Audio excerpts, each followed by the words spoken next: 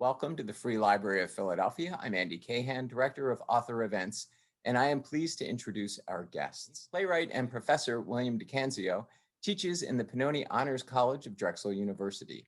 His plays Johnny is Gone for a Soldier and Dooley have been staged in New York City, Philadelphia, and Los Angeles, among many other places. He has been honored with the Julie Harris Playwright Award, a Brown Foundation Award, and residencies and fellowships from the MacDowell and the Eugene O'Neill Theater's National Playwrights Conference. On the 50th anniversary of the publication of E.M. Forster's contemporary classic Maurice, Canzio has created a compelling new novel entitled Alec, which surrounds and extends Forster's original work. One reviewer writes, heartfelt, sexy, and luminously written, Dicanzio's novel conjures the Forsterian spirit to bring Alec and Maurice into the modern world. The deft interweaving of queer history, queer fiction, queer biography, and sheer imagination kept me thinking and open to surprise. I loved it. That critique was written by Wendy Moffat, author of A Great Unrecorded History, A New Life of E.M. Forster, which Janet Maslin, writing in the New York Times, described as an insightful revelatory portrait. Moffat is a professor of English and Curley Chair of Global Education at Dickinson College, and our interviewer this evening. Wendy, William, only connect. The screen is now yours. Thank you, Andy, and thank you so much to the Free Library and to Bill for this wonderful opportunity for this event. I'm really excited, and I hope that we'll have some good questions so that we're not doing all the talking during the hour. Should I say thank you to Wendy? Do, please. Okay. Hello, everyone. And I am very grateful to the Free Library for hosting this event, and to Professor Moffat. I have to tell you that without her biography of E.M. Forster, I would not have written Alec. I mean it very sincerely, that her work was as much an influence on me as Forster's novel itself. Well, that is a very wonderful thing to hear from you, Bill, and the feeling of excitement and pleasure and delight in reading this novel feels very Forsterian to me. I began to read it in galleys and stayed up pretty much all night to finish it because it had a sort of gallop to it that was really wonderful. I'm urging everybody to pay attention to that. I wanted to ask you a little bit about its origins. How long has this been brewing in you in the sort of broadest sense? Can you tell us a little bit about how you got started on thinking Sure. about writing this novel? Yeah, it was, I know I made the first note for it because in 2010, because I misspelled Alec's name. I just scribbled something on my computer and I said, Maurice and Alex. And then I read your biography of Forster, and you persuaded me of an instinct that I'd already had, and that was there was more of the story to tell.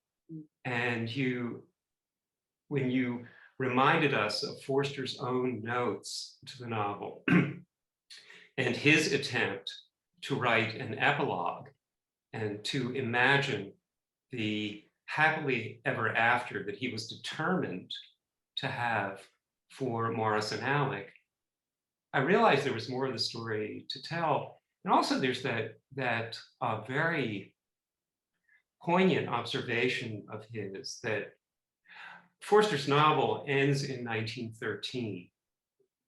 And in his imagination, the happily ever after for Maurice and Alec was that they were going to go off in the woods somewhere and live in a quiet life in seclusion, away from the disapproval, scrutiny of the law, English society. I mean, their relationship was illegal. It was a crime.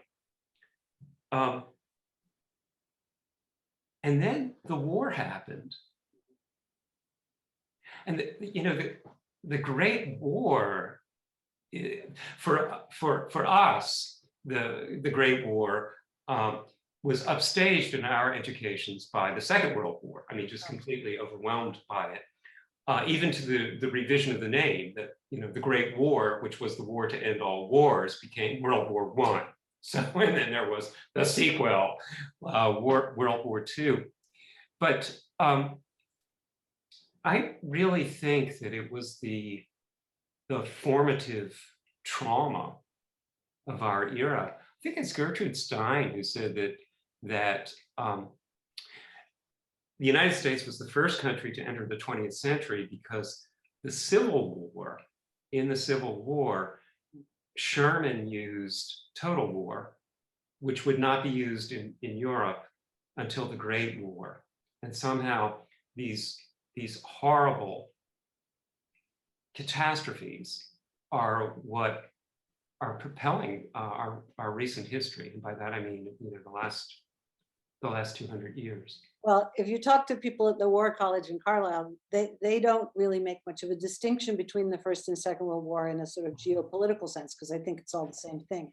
But I think you're right in a significant way that Forster couldn't imagine his protagonists going into modernity, right? It's not just the cataclysm of the war, it's the whole modern world, which didn't seem to have space for them.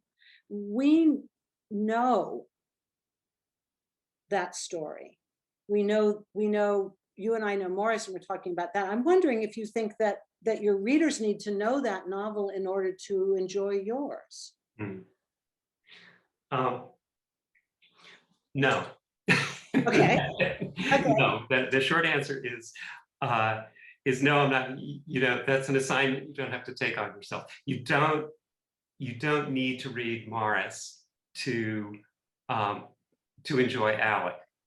But Maurice is a great novel, and one of my hopes all along with Alec is that Alec would stimulate a new wave of interest in Maurice, which has, you know, mostly been a little bit overshadowed by Howard's End and A Room with a View. So I would say read Alec first, and then read Maurice and see what I did to Forster, and then decide whether you like it or not. And I avoided watching what I have heard described as the swoon-worthy Merchant Ivory movie that was released, I think, in '86 or '87. It was like Hugh Grant's first starring role. I saw it when it came out, but I avoided rewatching it while I was working on the novel because I didn't want to be influenced by the film. But that would be another way to get caught up on the story. And it's I'm sure you can stream it. I know you can stream it. Yes, that's an interesting question. I as a Forster biographer, I was really impressed with how much work and reading you must have done to really feel the queer past in the way that it needed to be understood on its own terms. And what I'd like you to do, if you don't mind, because it's so full of, that past is full of surprises. Can you just sort of expound a little, without telling the plot of the novel, about the kinds of things that you learned as you read about the world that Alec grew up in as a queer man? Oh, I have him. I'm writing from my own experience that I knew from a very early age, as Alec does, that he's one of those, you know, that he's gay. Forster did too, right? He has that wonderful kind of almost magical moment in his very early childhood, like he's 5 or 6 or something, and he thinks to himself in a sort of incantatory way, it all depends if it's a man or a woman who comes across the sidewalk next as he's looking out a window. And it's a man, and he's intensely relieved. It's only in retrospect that he realizes that that was about him being gay in a sort of pre-sexual acknowledgement. Yeah. It's interesting, right? Yeah. So so even as a little kid, I was aware of that this was something very, very bad, something to be hidden, to be ashamed of. I was also, I was raised in a fairly devout Catholic family and raised and sent to school. So this was all being reinforced by the religious education. And kids are smart. And at a very early age, I remember understanding what was then the medical assessment of homosexuality, and that was that it was a mental illness. Somehow, in the 50s and 60s, that was kind and compassionate. That it wasn't a crime, at least not in the United States. In England, it remained a crime until 1967. But that that we weren't criminals. We were just sick, and that informs character. And it was so Alec is aware when he's growing up of the unspeakable crime of Oscar Wilde. I mean, these are phrases, a phrase that has been in his head, and he's scared of it, and therefore it's a big, his fairly early acceptance of his sexual nature is extraordinary. Well, I was going to say, it's interesting. Forster, of course, picks Maurice, as he describes it in his nonfiction writing about writing the novel, as somebody who's very unlike himself. And then he goes through a whole list, sporty, in all kinds of ways, kind of normally masculine, as Forster himself didn't feel himself to be, right? So it's an interesting kind of projection. Alec feels like a character who's comfortable with himself, right? Pretty much from the beginning. In fact, he thinks, well, this won't get me into the kind of trouble that boys get into because I won't knock anybody up, right? But by the time he's figured out, by the time he's a teenager and knows how reproduction works, he can see a certain advantage to not to being gay, in that he's not going to get into trouble with girls. But he also is open to the notion that everybody has to get married, and he might indeed have to marry a woman, and because that's what people do. And so as a teenager, he also makes an attempt to establish that he can function in a heterosexual way if it should be necessary, if life should show him that, okay, it's expected that you're going to get married, and so you will, and yeah, I can do this. Well, and of course, part of that is, at least at that time, questions about kinship and family, right? Oh yes, that's the only way to have a family. This is what Clive does in Maurice, of course, is he kind of succumbs to the need to have that country house be carried on and that sort of thing. And there's a poignancy to that as well, I think. Tell us a bit about some of these wonderful historical figures like Edward Carpenter, who kind of, if you're not a historian of 19th century and early 20th century Britain, that might not be a name that people have heard of. And the world is populated, the queer world is populated with these extraordinary people who seem to manage to live on their own terms, pretty much in broad daylight, and yet we don't know about them. I think of him as a sort of English Whitman, but that's because I'm So tell us about Edward Carpenter and his role in sort of your historical view of the past, but also his role in this novel.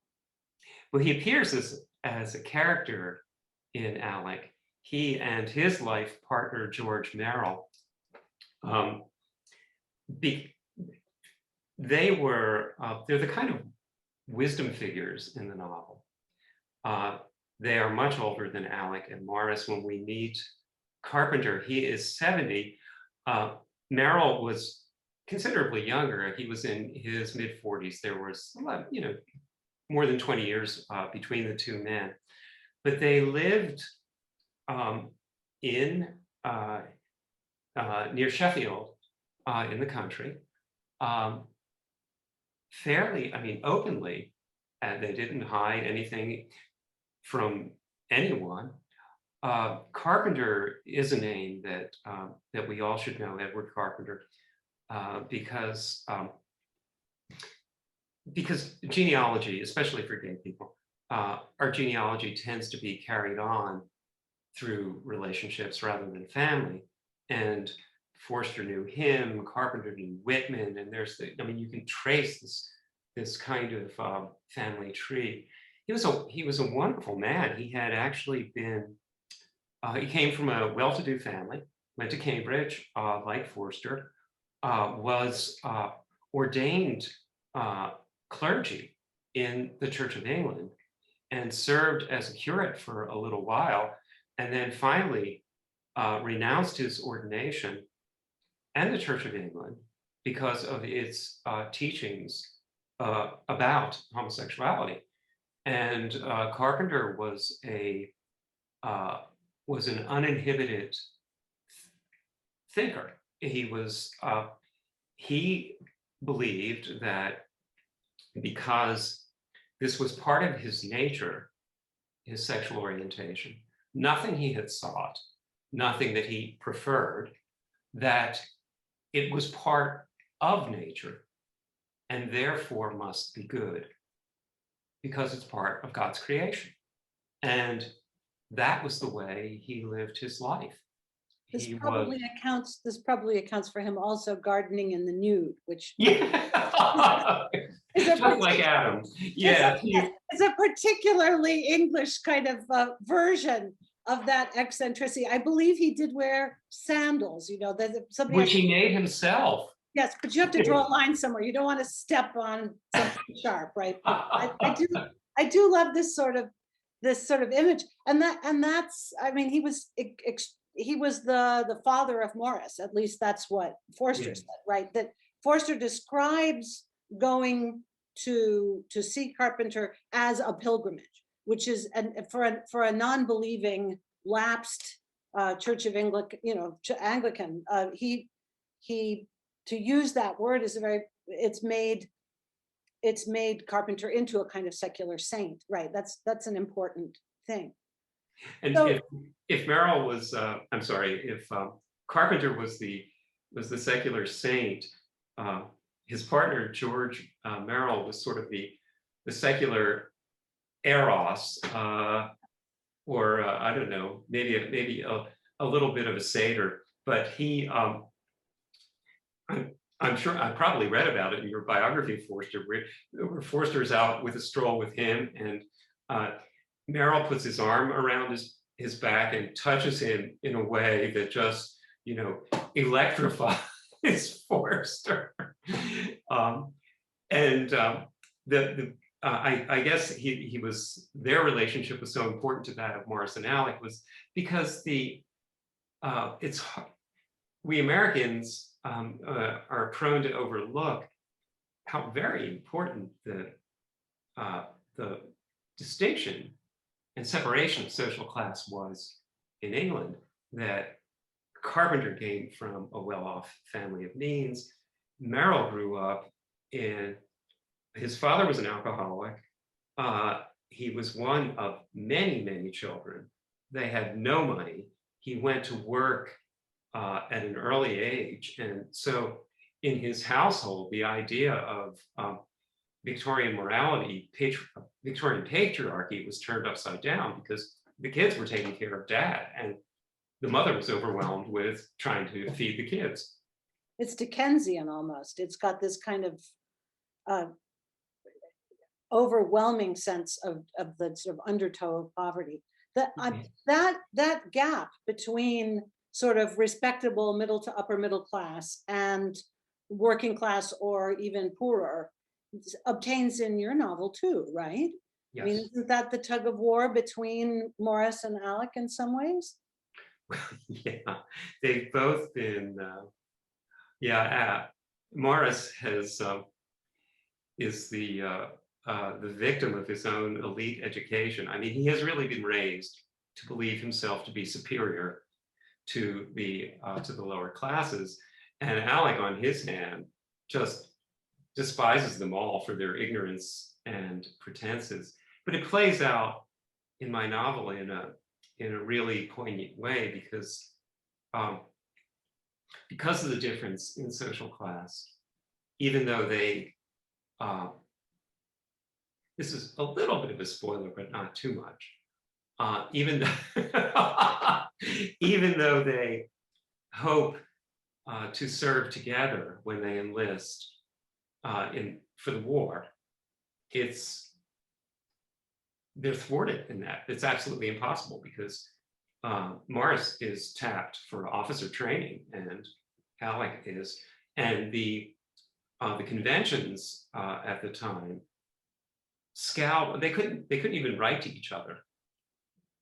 There was, of course, censorship in place, but any communication between the officers and everybody else, who was called the other ranks, was absolutely frowned on. It's an interesting thing in Forster's own life. He was too old for the war initially, close to 40, and he worked as a Red Cross searcher in Alexandria. So what he did was, after the terrible Gallipoli campaign with huge numbers of wounded and missing coming in, he kind of detectived his way into figuring out whether people were still living, people who'd lost their memory, all sorts of things like that. And he has a sort of Whitman-esque function there too, of nursing the wounded, as Whitman did in the Civil War. And he reads Whitman very consciously about that as well. And it's the first time that he properly runs into working class men, without them just being sort of objects who are not in his orbit at all. He falls in love with an Egyptian man who's a good bit younger than him and from a much lower class, but they find canny ways to hide in plain sight because everybody assumes their relationship is master and servant. So they actually sort of turn the bigotry and expectations about sexuality on its face and turn it around a little bit. Did you find that Alec and Maurice were able to play canny games with expectations of other people? Oh, yes. I'm just thinking that they early on in their relationship, they are mistaken for master and servant, for employer and employee. And they are upfront about, there's one scene where they're checking into an inn together, and the innkeeper assumes that they wish to be roomed separately, and Maurice says, "Oh no, one room will suffice for the two of us." So, yeah, I think they can get away with that to a certain degree, and then there's a degree to which they can't. When they're living together as a young couple in London, Maurice, like all the gentlemen of his class, has a dining club where he takes his meals when he's in the city. But since Alec would not be welcome there, he doesn't eat there anymore. So they both go equally hungry. So it goes both ways. That's interesting. That's interesting. I'd love it if you could give us a little bit of a taste of what this novel sounds like. Do you have a place you could Oh, sure, yeah. jump in and just read a paragraph or two so that we Yeah, can. I'm happy to, Wendy. If you don't mind, what you were saying about Forster and this sort of intersection of biography and history and fiction, and about his time in Alexandria, I'd like to read a short passage from a conversation that happens between Alec and Morgan, who is which is the name of Forster's character in the novel, not the character based on him. Alec and Morgan had become acquainted years before when Morgan was serving as a volunteer teacher in the Working Men's College, which was an effort in the early 20th century to offer the benefits of higher education to the working classes. So these idealistic, very privileged young graduates of Cambridge and Oxford would offer a class. And Alec happened to have taken a class with Morgan, which was where they met. And I'll just read a little something from after the war, when where Morgan is talking about his, what the war has done for him.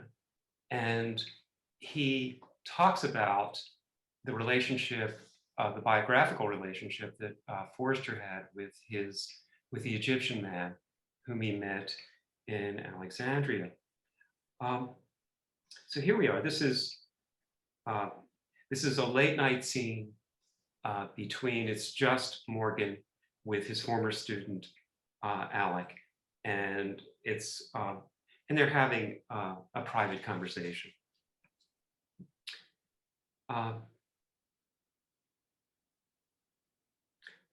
Morgan says,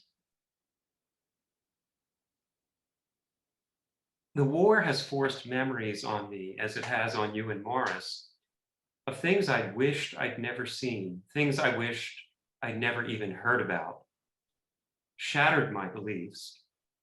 What I'd been taught to call civilization and barbarism, the war turned those ideas upside down, along with my notions of being English or being a man." He finished his brandy. "It hurt like hell and still does." He poured a bit more. "Respectability, that's what I once called my way of life. In truth, it was cowardice." Alec said, "I've always thought of you as brave. In the trenches, when I think of you, I'd say to myself, I'm lucky to know such a man." "How kind you are," Morgan said. "Before the war, I'd no experience with sex or intimacy. That's changed now. I'm glad for you. Sex was easy once I'd made up my mind. So many of us lonely men, patients and medics at the hospital where I worked, right on the beach at Alexandria. What a scene. Scores of convalescing soldiers playing in the sea all day, as naked as if they'd never worn clothes, and lying on the sand side by side well into the evenings. To no one's surprise, there was a trysting place. Alec grinned. "And so?" Morgan said, "And so?" Alec said, "Wonderful." "Yes," Morgan said, "entirely delightful. But why had it taken a war to set me free? I'd pinioned myself, trapped myself, or aided those who had sought to do so. I look back and shake my head at my own cowardice. But love, I soon learned, and as you know well, takes far more effort than sex. We've so few models, men like us, for intimacy, for devotion that endures, by no fault of our own. How many of our stories have been expunged from history, from memory even? With no stories were made to feel alone, unnatural, ashamed. But I'm lucky. I know Ted and George, and you and Maurice, So at least I understood what I was seeking. It's a lovely thing. That's a lovely passage. I should point out to the audience who are listening that this is really a romance, this book you've written. It's very sexy and it's very romantic. I wonder if that's the way you think of it too, or if that's just my reading of it. Oh yeah. Oh, absolutely, Wendy. There are, I mean, that was the glory of Maurice for me, and why it's such an important novel that I don't want to name names, but often when writers who are not gay men write about gay men, they get it wrong.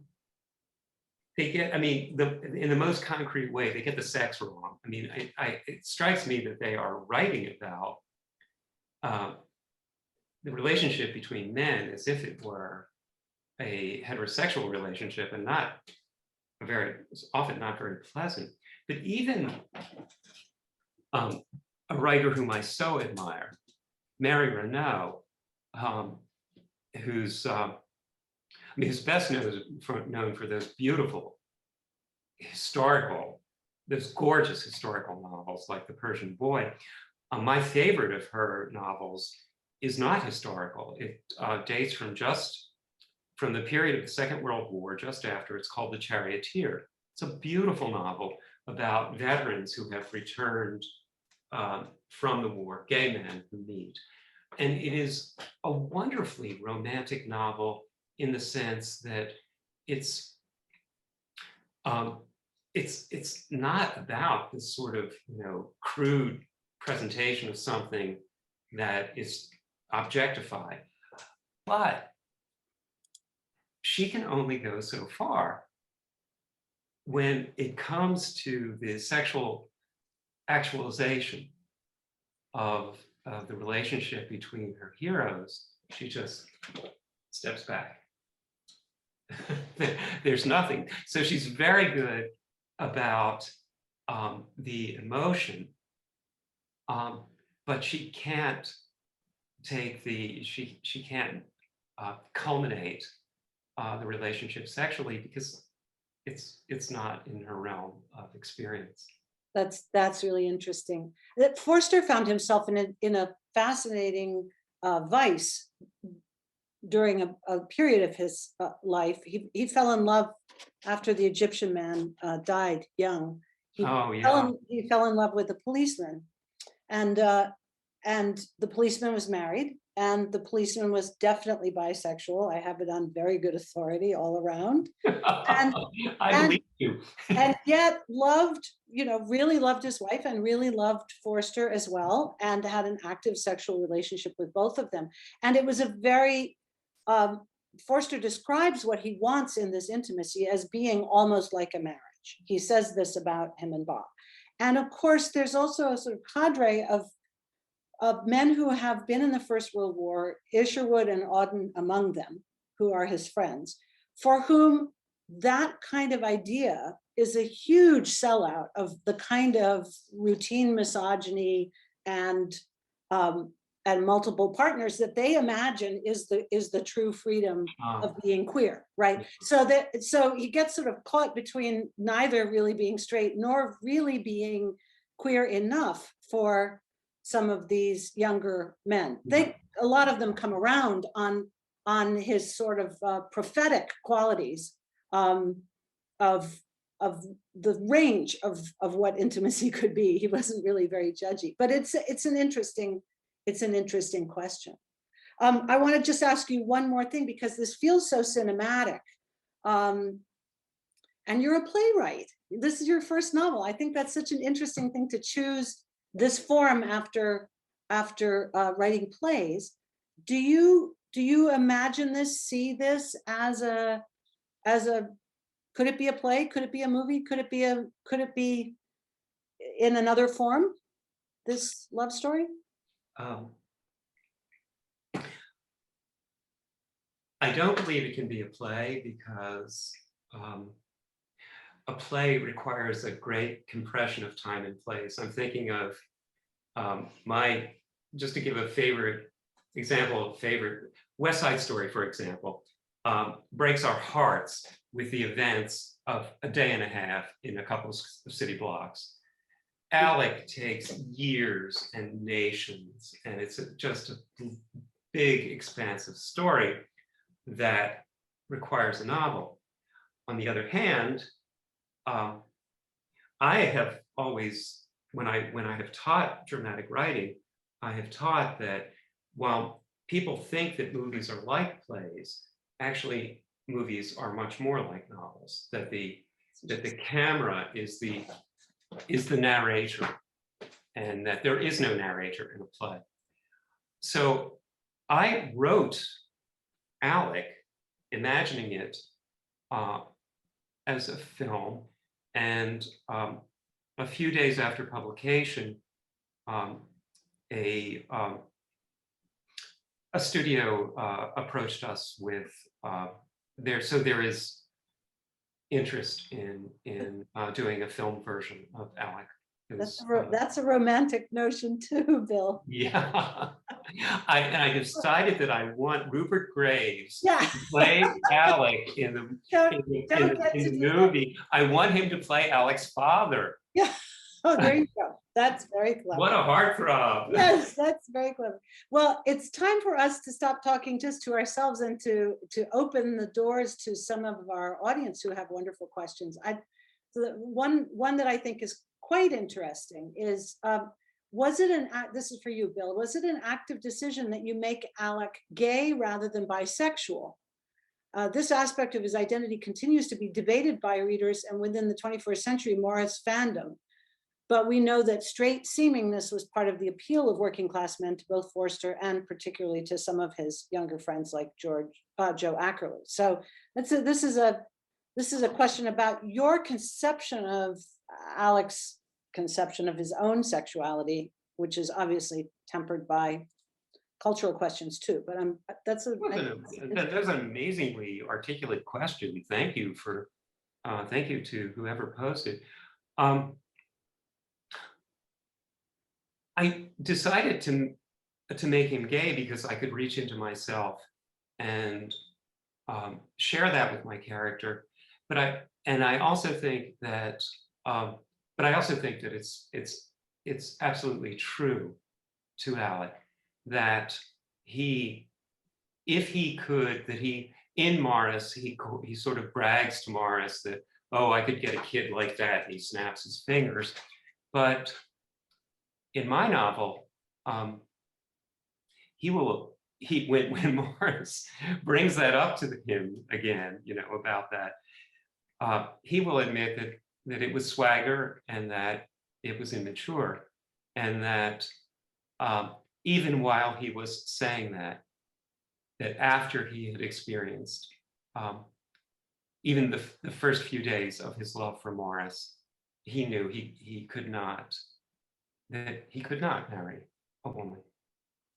That's interesting. Here's an interesting question. Who made the drawing for the cover of your book? It's a lovely cover. It's a lovely cover. I'm so glad you asked. It gives me a friend.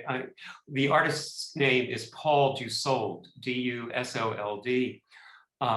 He is a friend of mine in both senses, in that he's a neighbor and we're buddies, but I attend a Quaker meeting here in Philadelphia, and Paul attends the same Friends meeting.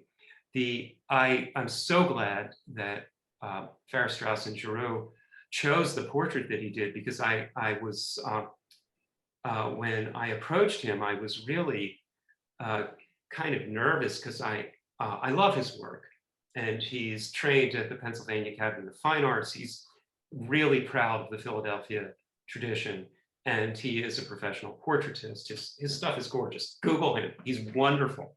But so I asked him if he would do a drawing of the title character, a portrait, not knowing if FSG would would choose it for the cover or not. I certainly didn't have the authority to insist on that. But so I was delighted when they saw the portrait and loved it. And the designer of the cover, Rodrigo Corral, chose to frame it in white. He actually tinted the background of the drawing to gray. And there's one more bit of provenance that's very special to me. When Paul was working on the drawing, I asked him, but my father's first job, first enterprise as a young man to support his family, was to open an art supply store.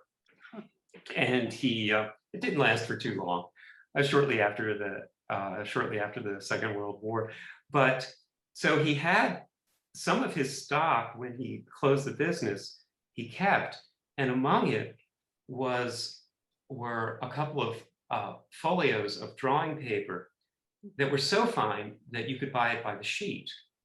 And I asked Paul if he would like some of this paper, and he said, sure. So the drawing of Alec, the model is a friend of his daughter's. The drawing of Alec is executed on a piece of paper that is at least 80 years old from my father's art That's supply wonderful. store. That's like the way that you sort of fold, real, the sort of mystical way that, real characters real people show up as characters. There's a kind of porousness between the present and the past in this novel. That has a real life analog to it. That's wonderful. Here's an interesting question that I think we both could ruminate on.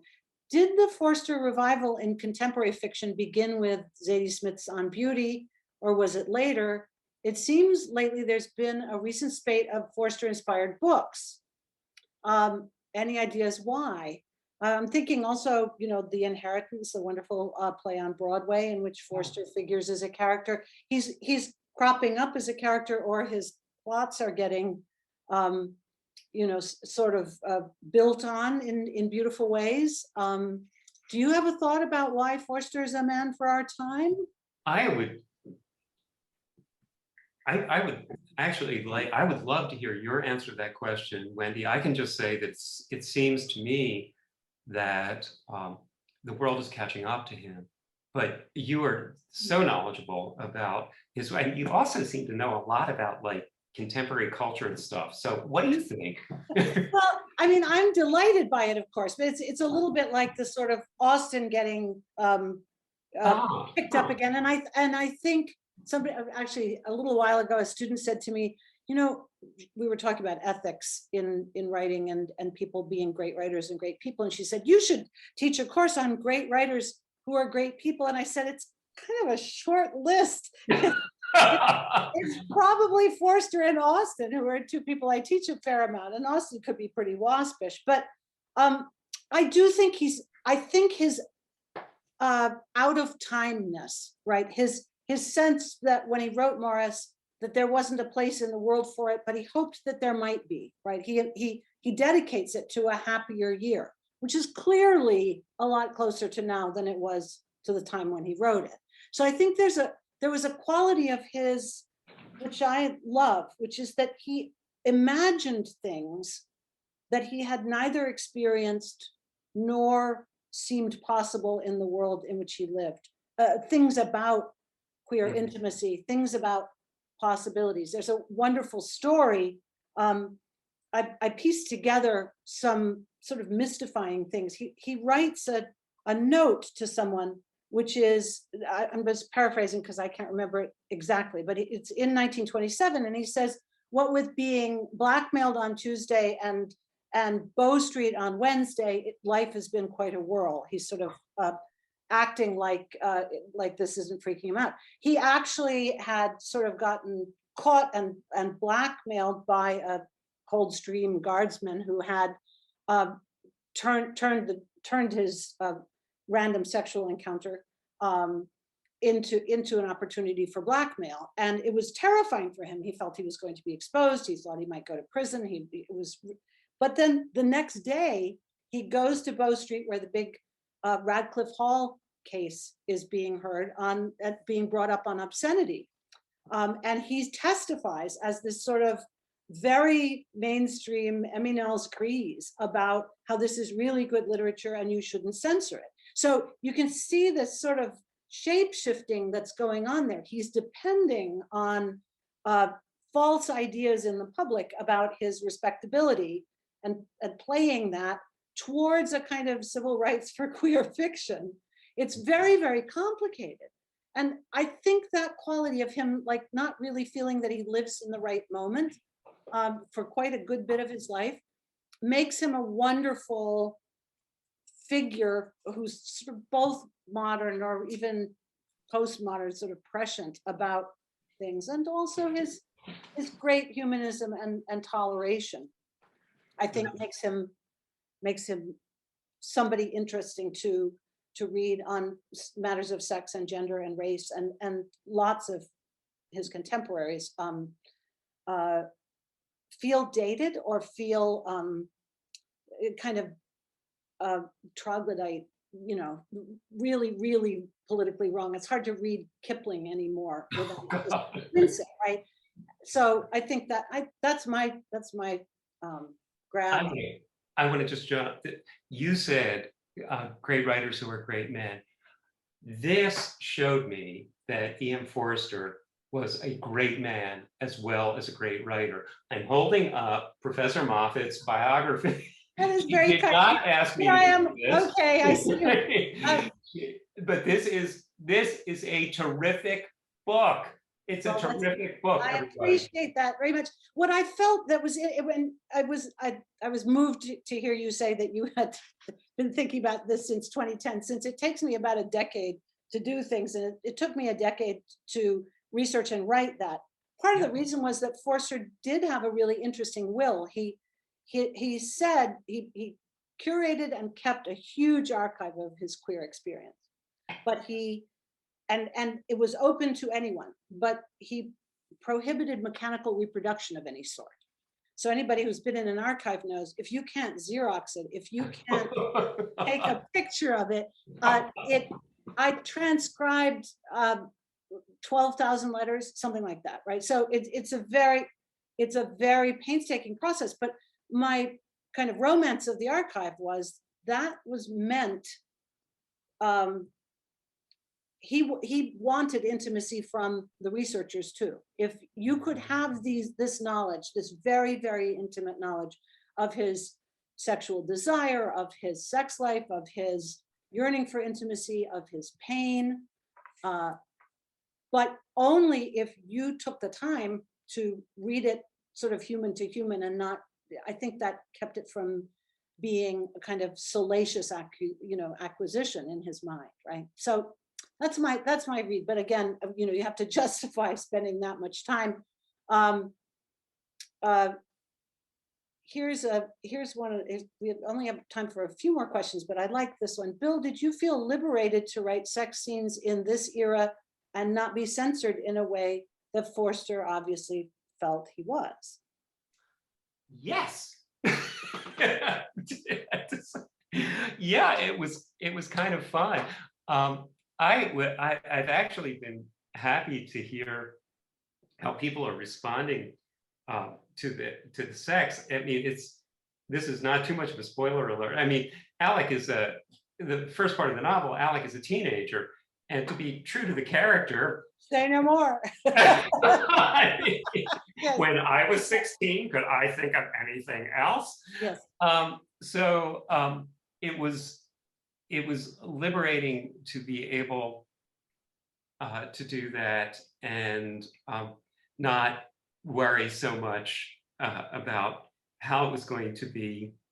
Yeah, I mean, how it was going to be received. I didn't know. I a dear friend of mine who was a woman who's sadly widowed many years ago now. She said she's just getting into the novel, and she said, and I was reading those scenes, and I found them very interesting, and it just reminded me that how little is going on in my life, and I think I need to go out and start dating.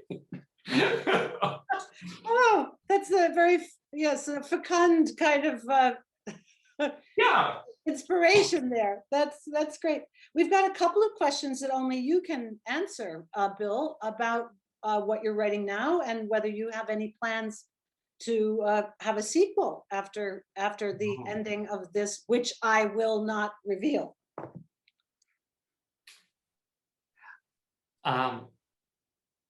The answer to both is yes. So I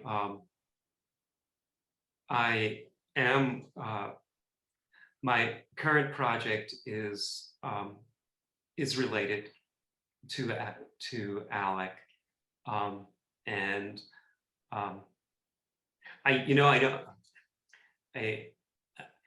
I'm trying not to be superstitious, but I don't want to jinx myself. So I've just gotten into this, but I have grown to love them so much. But I'll tell you what is really moving me forward on this next project is that, you know, Forster's sense of the great unrecorded history of queer people sort of being expunged, written out. What I have, now that I have discovered this and know something about it, I will just say that the wisdom figures in the next novel are two women who are That's very interesting. in relationship, and yes, and they will. Okay. That's great. We have things to look forward to. That's wonderful. Here's a person who very kindly says we've both added to the great unrecorded history of queer gay lives. Thanks, which it is moved and inspired. And as I would say, we are by our readership as well. I wonder, here's a last thing for you to think about, Bill. Reader writes, I loved reading Alec. I found myself many times very emotionally moved by scenes. Was there any scene that moved you to tears in writing or working on its final form?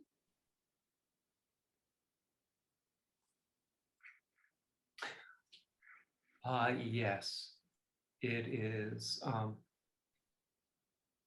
Also, I'll be vague enough about this not to. It is when Alec returns to his family's cottage in Osmington after the death of his parents, and the cottage is empty. My parents, I'm also borrowing myself for the characterization. My parents died within days of each other, several years ago now, but I realized after my mother predeceased my father by a few days, and I knew when he died that he had been living for her because he believed that she needed him. And when he died, shortly after, I was not only was I was grieving, but I was so annoyed with him. I was so angry. How could you do this? And then I realized how selfish children can be. That I realized that we were very fortunate in that when we were being raised, we were made to believe that we were the sort of the center of the marriage. But before we were on the scene, there was this profound, mystical, and of course, sexual love between these two people who were very young ones. And I realized that his death was about his love for her, that he might not know where she is now, but wherever she was, he wanted to be with her. That's a lovely thought of people inside and outside of time too, in real life, right? That you can't time travel. You can imagine though. And I just want to say to everybody, it's such a wonderful novel. I'm hoping that the word is spread. You've had lovely reviews, and I'm counting on more because people have good taste. And with that, I think we'll thank our audience for joining us, which it's a wonderful conversation to have, and it's great to meet you, Bill. And so I'm just going to say thanks to everybody for your time, and thanks, Bill, for your beautiful work and for your wisdom on this and your heart. It's wonderful. And good night, everybody. Good night. Thanks to the Free Public Library and to all of you folks who've been generous enough to join us tonight, and to you too, Professor Moffat.